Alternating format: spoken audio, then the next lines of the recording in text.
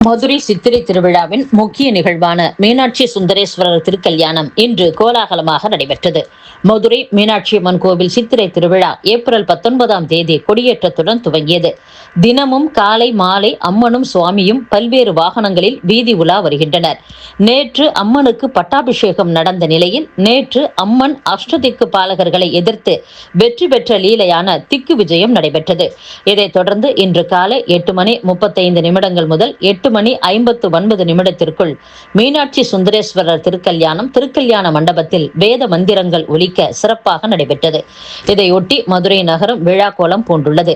மீனாட்சி திருக்கல்யாண வைபோகத்தில் பக்தர்கள் பக்தி பரவசத்துடன் திரளாக கலந்து கொண்டனர்.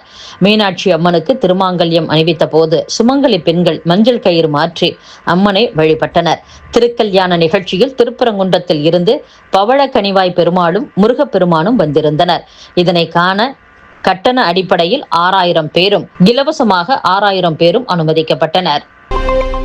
மதுரை மாவட்டம் பாப்பாப்பட்டியில் முன்பு நடந்த உள்ளாட்சி தேர்தல் புறக்கணிப்பு குறித்து தாவேக தலைவர் நடிகர் விஜய் நடித்த ஜனநாயகன் படத்தில் உண்மையான காரணத்தை விட்டு பட்டியலின மக்களை பிற சமூகத்தினர் துன்புறுத்துவதாக காட்சிப்படுத்தப்பட்டுள்ளதற்கு கிராம மக்கள் எதிர்ப்பு தெரிவித்துள்ளனர். இது குறித்து பாப்பாப்பட்டி ஊராட்சி தலைவராக இருந்த முருகானந்தம் கூறுகையில், 10 ஆண்டுகளாக பாப்பாப்பட்டி ஊராட்சி தலைவராக உள்ளேன்.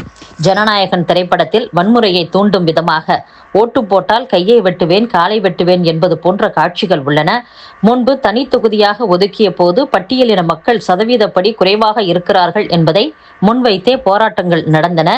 சில காலங்களுக்கு பின்னால் அதனை அரசியலாக மாற்றி தவறானதாக 2-3 முறை தேர்தல் நடக்க விடாமல் செய்தனர். அடுத்து நடந்த தேர்தல்களில் என் அண்ணன் பெரிய கருப்பன் 5 ஆண்டுகள், அடுத்து வந்த 10 ஆண்டுகளாக நான் ஊராட்சி தலைவராக இருந்தேன். படத்தில் வரும் காட்சிகளுக்கும் இந்த ஊர் மக்களின் பழக்க வழக்கங்களுக்கும் சம்பந்தமே இல்லை, தவறாக சித்தரித்துள்ளனர். இது கண்டிக்கத்தக்கது என்று கூறியுள்ளார். கிருஷ்ணகிரி மாவட்டம் தேன்கனிக்கோட்டை அருகே 17 வயது சிறுமியை கடத்தி சென்ற வாலிபரை கைது செய்யாமல் போலீசார் மெத்தனமாக இருப்பதாக புகார் எழுந்துள்ளது. லவ் ஜிகாத் நடக்கும் முன் மகளை மீட்டு தர கோரி சிறுமியின் பெற்றோர் கண்ணீர் மல்க கோரிக்கை வைத்துள்ளனர். கிருஷ்ணகிரி மாவட்டம் தேன்கனிக்கோட்டை அருகில் உள்ள பகுதியைச் சேர்ந்த விவசாயி ஒருவரின் 17 வயது மகள் பாலிடெக்னிக் படிப்பை முடித்துள்ளார். இவரை தேன்கனிக்கோட்டையை அடுத்த உள்ளூருக்குறுக்கையை சேர்ந்த அப்துல்லா எனும் நபர் கடந்த 20ஆம் தேதி மாலை கடத்தி சென்றதாக கூறப்படுகிறது. இது குறித்து சிறுமியின் பெற்றோர் தேன்கனிக்கோட்டை மகளிர் போலீசில் புகார் அளித்தனர்.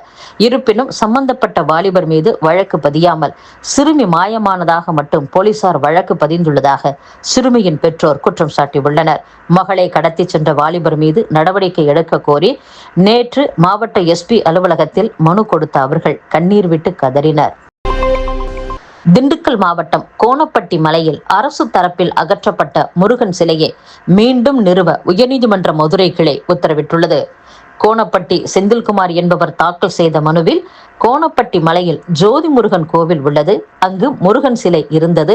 தைப்பூச திருவிழாவை ஒட்டி அங்கு பூஜை, அன்னதானம் நடத்த திட்டமிட்டோம். எவ்வித முன்னறிவிப்பும் இன்றி ஜனவரி 20ஆம் தேதி வருவாய்த்துறை போலீஸ் அதிகாரிகள் முருகன் சிலையை அகற்றினர். தற்போது சிலை சம்பந்தப்பட்ட அதிகாரிகளின் பாதுகாப்பில் உள்ளது.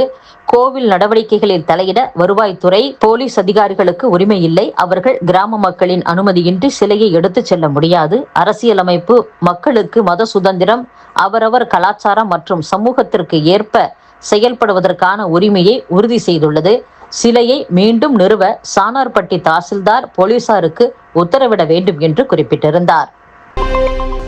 கள்ளுக்கான தடை அரசின் கொள்கை முடிவு சம்பந்தப்பட்டது என்று தமிழக அரசு தரப்பில் உயர்நீதிமன்ற மதுரை கிளையில் தெரிவிக்கப்பட்டுள்ளது. தூத்துக்குடி மில்லர்புரம் ஆறுமுகம் என்பவர் பொதுநல மனு தாக்கல் செய்துள்ளார். அதில் தமிழகத்தில் கள் இறக்க விற்பனை செய்ய தடை விதிக்கப்பட்டுள்ளது. மத்திய உணவு பாதுகாப்பு சட்டப்படி கள் பாதுகாப்பான உணவுப் பொருள் என்ற வகைப்பாட்டில் இடம்பெற்றுள்ளது. கள் இயற்கையான பானம், உடலுக்கு தீங்கு விளைவிக்காது. ஆனால் தமிழக மதுவிலக்கு சட்டப்பிரிவு கள் இறக்குவது, விற்பனை செய்வது, இருப்பு வைப்பதை தடை செய்கிறது. மத்திய அரசின் சட்டத்திற்கு முரணாக மாநில அரசின் சட்டப்பிரிவு உள்ளது. அதை சட்டவிரோதம் என அறிவிக்க வேண்டும். பீர் உட்பட பல்வேறு வெளிநாட்டு மதுபானங்கள் டாஸ்மாகில் விற்பனை செய்யப்படுகின்றன. கள் விற்பனைக்கு நிபந்தனைகளை உருவாக்கி அதன்படி அனுமதிக்க வேண்டும். இதனால் அரசுக்கு கூடுதல் வருவாய் கிடைக்கும். கள் இறக்க மற்றும் விற்பனைக்கான தடையை நீக்க தமிழக அரசுக்கு உத்தரவிட வேண்டும் என்று குறிப்பிட்டிருந்தார். மதுரையை அடுத்த மேலூர் தொகுதி சுயேட்சை வேட்பாளர் முருகன் என்பவர் தமிழக தலைமை தேர்தல் அதிகாரி அலுவலகத்தில் மனு கொடுத்துள்ளார். அதில் நான் மேலூர் தொகுதியில் கம்ப்யூட்டர் சின்னத்தில் விவசாயிகளின் ஆதரவுடன் சுயேட்சையாக போட்டியிட்டேன். அதிமுக வேட்பாளர் பெரியபுள்ளான், காங்கிரஸ் வேட்பாளர் விஸ்வநாதன் ஆகியோர் ஓட்டுக்கு 1000 ரூபாய் முதல் 3000 ரூபாய் வரை பணப்பட்டுவாடா செய்தனர். தேர்தல் விதிகளை மீறி இருவரும் செயல்பட்டுள்ளனர். அவர்கள் பணப்பட்டுவாடா செய்த நாட்களில் வாகன தணிக்கை சோதனையும் நடக்கவில்லை. தேர்தல் அதிகாரிகள் ஆளும் கட்சிக்கும் எதிர்க்கட்சிக்கும் ஆதரவாக செயல்பட்டுள்ளனர் என்று புகார் மனுக்களை தேர்தல் அதிகாரிகள் ஆளும் கட்சிக்கும் எதிர்க்கட்சிக்கும் ஆதரவாக செயல்பட்டுள்ளனர். என் புகார் மனுக்களை தேர்தல் நடத்தும் அதிகாரி, ஆட்சியர், தேர்தல் பார்வையாளர் ஆகியோர் கண்டுகொள்ளவில்லை. எனவே மேலூர் தொகுதி ஓட்டு எண்ணிக்கையை நிறுத்தி வைக்க வேண்டும். உரிய விசாரணை நடத்தி தேர்தலை ரத்து செய்து மறு தேர்தல் நடத்த வேண்டும் என்று கூறியுள்ளார். 2025ஆம் ஆண்டில் ராணுவத்திற்கு அதிகம் செலவு செய்த நாடுகள் பட்டியலில் அமெரிக்கா, சீனா, ரஷ்யா, ஜெர்மனி டாப் 4 இடங்களை பிடித்துள்ளன. 5வது இடத்தை இந்தியா பெற்றுள்ளது. மொத்த உலக ராணுவ செலவினத்தில் 58% இந்த 5 நாடுகள் கொண்டுள்ளன. இதன் மொத்த மதிப்பு $1.68 டிரில்லியன் ஆகும். 2025ஆம் ஆண்டில் உலக நாடுகளின் மொத்த ராணுவ செலவு $2887 பில்லியன் உயர்ந்துள்ளது.